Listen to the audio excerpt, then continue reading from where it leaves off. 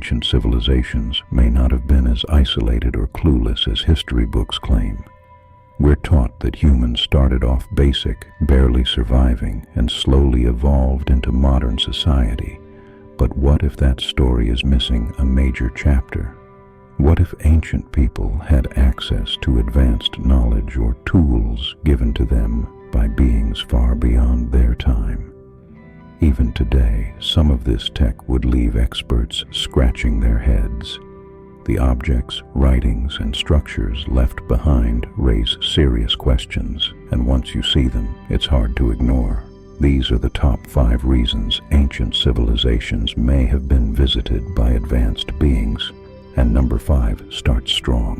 In 1974, workers digging a trench near the Mureș River in Romania made a discovery that instantly set off alarms. Buried more than 35 feet underground, they uncovered massive mastodon bones, prehistoric creatures related to elephants, only bigger, stronger, and long extinct. That alone was wild, but right next to those bones was something far stranger. A metallic, wedge-shaped object that looked like it belonged on a modern tool, not in ancient soil. This wedge was made mostly of aluminum, and that's where things get crazy. Aluminum doesn't just appear in nature, and producing it requires extreme heat, nearly 1,000 degrees. Tests conducted by the Archaeological Institute of Cluj-Napoca showed the object was about 89% aluminum, mixed with traces of nickel, copper, zinc, lead, and cadmium. That kind of blend screams advanced manufacturing. The age of the object is still debated, but geological evidence suggests it's roughly 10,000 years old, found at the same depth as the mastodon remains. Scientists also pointed to the thick, oxidized layer coating the wedge, indicating it's definitely more than 500 years old. Minimum. That's a serious problem when aluminum wasn't mass-produced until the 1800s. For years, this strange wedge sat quietly in the Museum of Transylvania until curious researchers took a closer look. Ufologists believe this isn't random at all. They say it's proof that ancient people may have crossed paths with visitors who were technologically advanced, maybe even more advanced than us today. An aeronautical engineer who examined the object said it looked like something straight off an aircraft, possibly designed for vertical takeoff and landing. That alone raised eyebrows fast. Others pushed the idea even further, suggesting it could be debris from an ancient craft that crashed into the Mureș River long ago. Some researchers even link it to a Vimana, an ancient flying machine said to be built on Earth and described in the Mahabharata. That connection alone sends shock waves through conventional history. What makes the argument stronger is that experts who studied the wedge ruled out any natural explanation. Its shape, composition, and structure don't match erosion or random formation, not even close. The object measures roughly 20 centimeters long, about 12.5 centimeters wide, and nearly 7 centimeters thick. Every angle looks intentional, engineered, and purposeful. Even today, the wedge of Ayud continues to leave specialists stuck with no clear answers. No one can explain how ancient humans could have created or obtained something like this. No one can explain what it was actually used for. And that unanswered silence is what keeps the mystery alive. Number 4 takes us to a site that has baffled the world for generations, the Nazca Lines. Celebrated as a UNESCO World Heritage Site, these massive markings in Peru remain one of the most confusing creations ever left behind. Thanks to the region's dry climate and stable land, the lines have survived for centuries almost untouched, and what they reveal still leaves people stunned. The lines were first documented in 1927 by Peruvian archaeologist Toribio Mejia Zespe, who initially believed they were simple trail markers. That theory collapsed in the 1930s when civilian and military aircraft flew overhead and revealed the full scale of the designs. from the sky, massive figures, shapes, and patterns suddenly came into view. The drawings fall into two main styles. The biomorphs depict animals and plant-like figures, while the geoglyphs are made up of straight lines, triangles, circles, and massive trapezoids. More than 70 biomorphs and over 900 geoglyphs have been identified so far. While many of the largest designs can only be fully seen from the air, some carved into nearby hillsides are visible from the ground. The biomorphs date back to around 200 BC, while the geoglyphs appeared closer to 300 AD. Scholars often say they were made for spiritual reasons, but that explanation still leaves plenty of questions hanging. But not everyone buys the simple explanations for the Nazca lines. Some researchers believe the figures had astronomical meaning, possibly acting as a massive observatory where the Nazca tracked star movements and cosmic alignments. Others argue the lines were created during ritual walks, meditation, and prayer as people traveled between sacred shrines. Those ideas sound reasonable, but they still don't explain everything. Then there's the theory that really shakes things up. Some believe the Nazca were in contact with advanced beings capable of flight. Most of the massive drawings were clearly not designed for people standing on the ground. In fact, when you're walking across one of these lines, you don't even realize what you're looking at. The full designs only make sense from high above, like they were meant to be seen from the sky. This idea was famously pushed by Erich von Däniken, who suggested the lines weren't made for gods in a spiritual sense, but for visitors who could fly, possibly UFOs or other advanced beings. What adds more fuel is that several straight lines cut directly through hills, with entire mountaintops flattened out. That kind of clearing doesn't happen by accident. Some researchers believe these cleared areas could have served as landing zones for advanced vehicles visiting the region long ago. Von Däniken and many UFO researchers argue that's not a coincidence. It's intentional. Even today, scientists are still studying the Nazca lines, and no one can say for sure what their true purpose was. One thing is clear, though. They likely meant far more than simple decoration across the valley floor, and there's even a deeper possibility.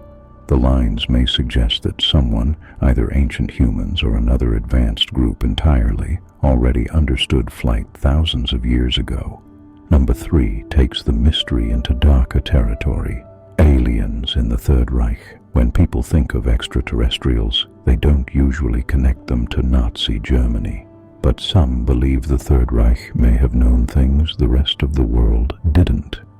If advanced beings visited Earth in the distant past, could they have returned in the 20th century? The rapid rise of Hitler's regime and the sudden appearance of highly advanced technology raised serious questions.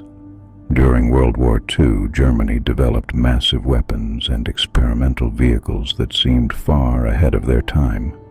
Some researchers believe that leap forward wasn't just human innovation, and that idea still makes historians uneasy today. Long before the Roswell incident ever entered public conversation, there were already whispers that Nazi Germany experienced its own unexplained crash. In 1937, as Germany was rapidly rising into a global superpower, reports surfaced of a strange, disc-shaped object slamming into the countryside. When word reached Hitler himself, he reportedly ordered the German Air Force and top aeronautical experts to secure the site immediately and transport the wreckage to a heavily guarded warehouse. According to these claims, the recovered craft was studied in total secrecy. Researchers allegedly dismantled the object piece by piece, attempting to understand how it worked and how it could be replicated.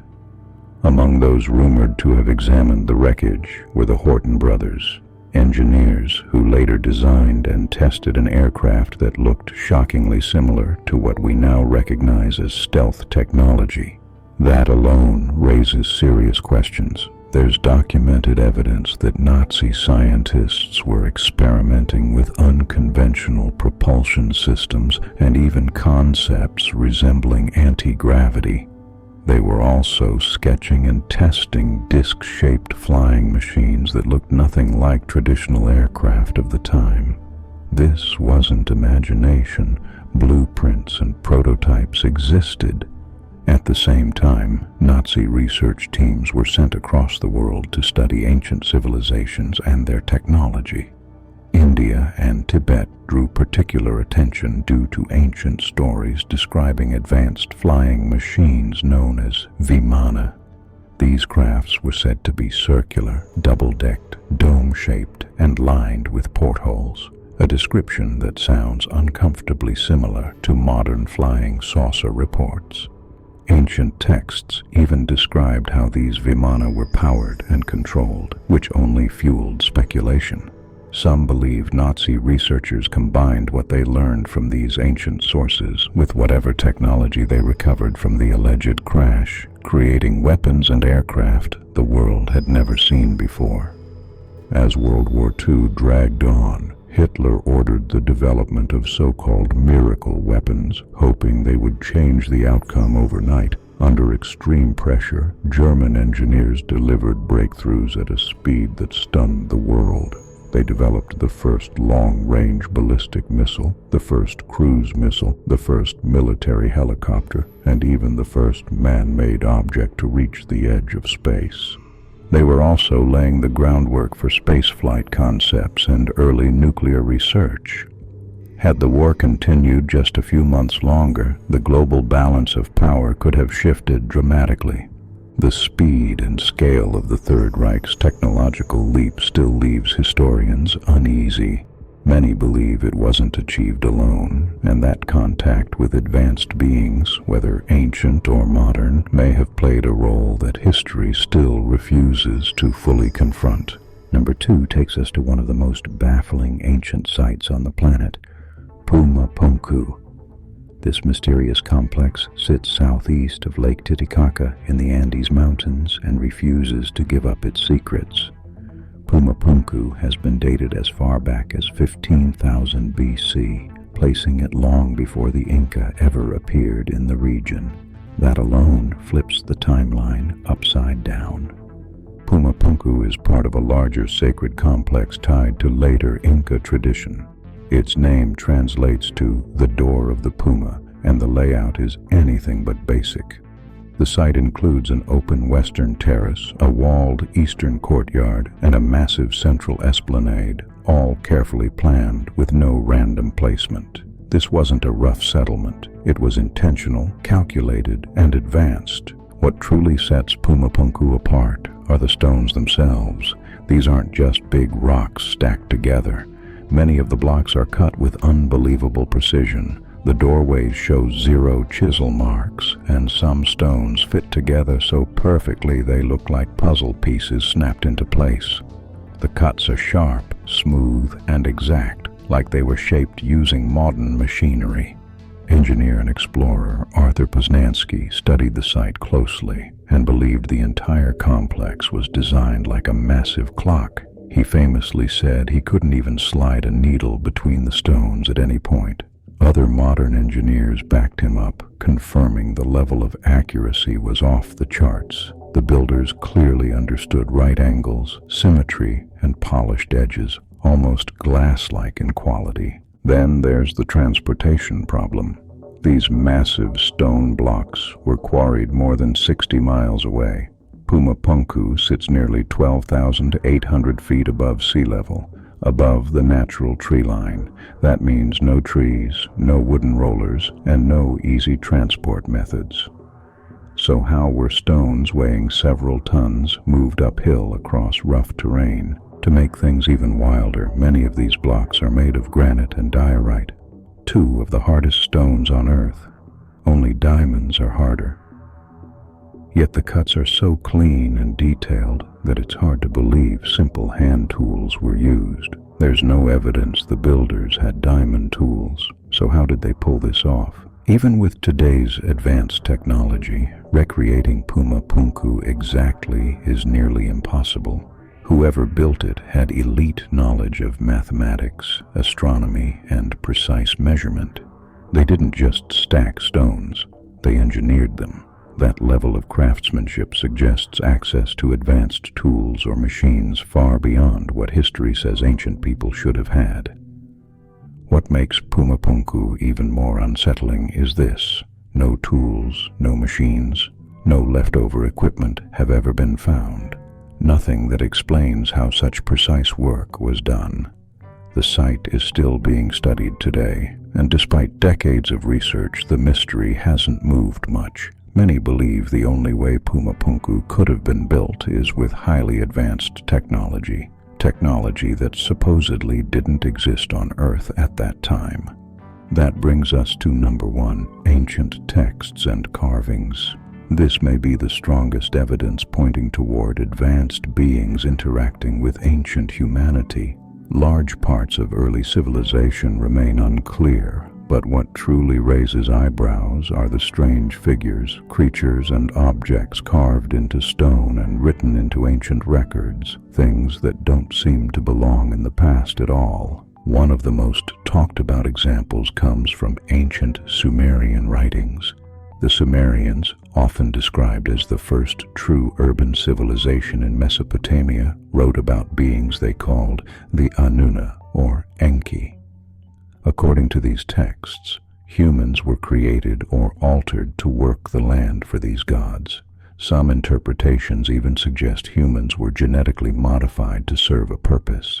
These beings were described as possessing advanced knowledge and technology far beyond that of ordinary people. Sumerian carvings also show strange disc-shaped objects, often said to represent the sun or divine power.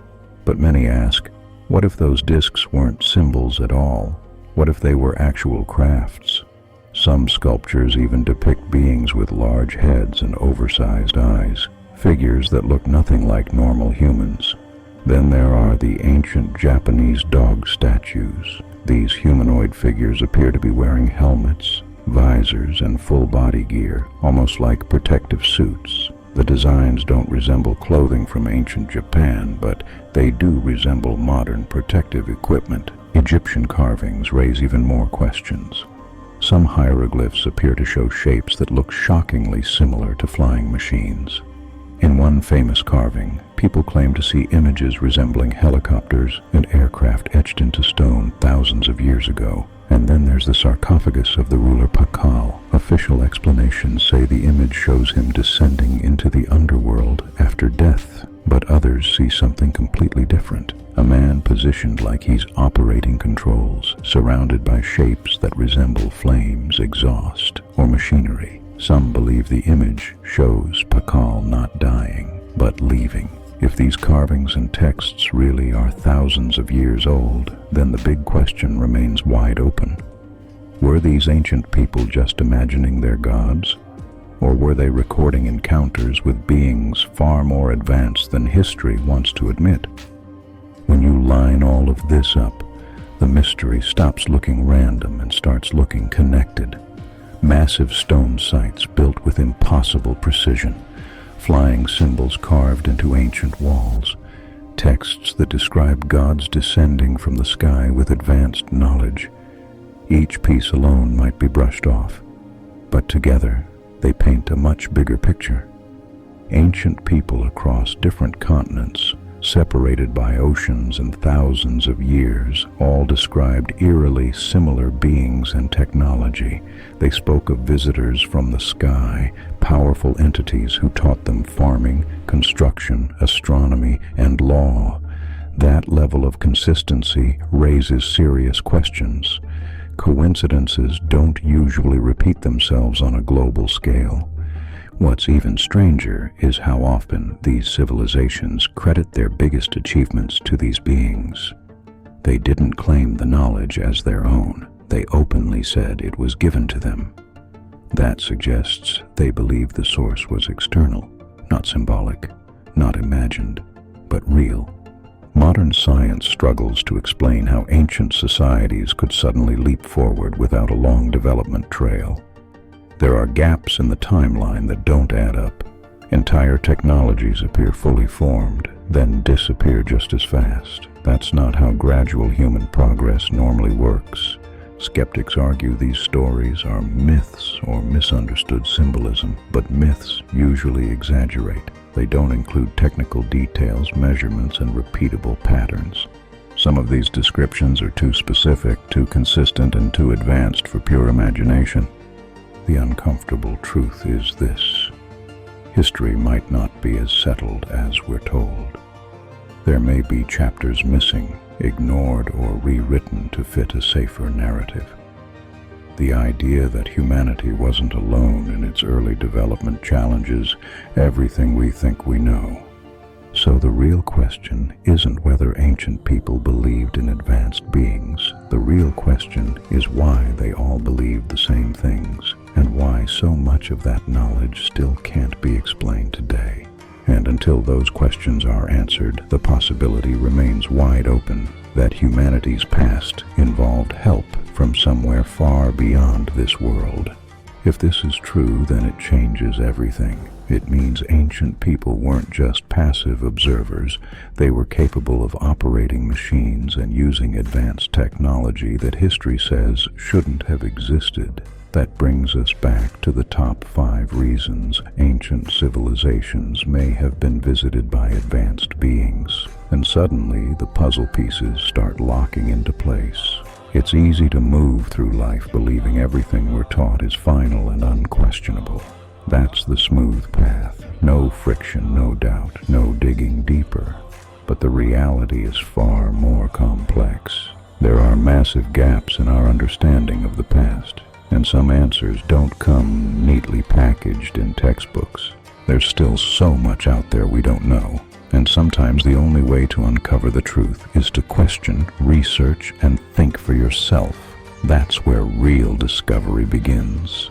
If you enjoyed this video, make sure you like, subscribe, and share it with someone who loves mysteries just as much as you do. We drop new mind-bending and mysterious videos every week, so don't miss out. Thanks for watching, and we'll see you on the next one.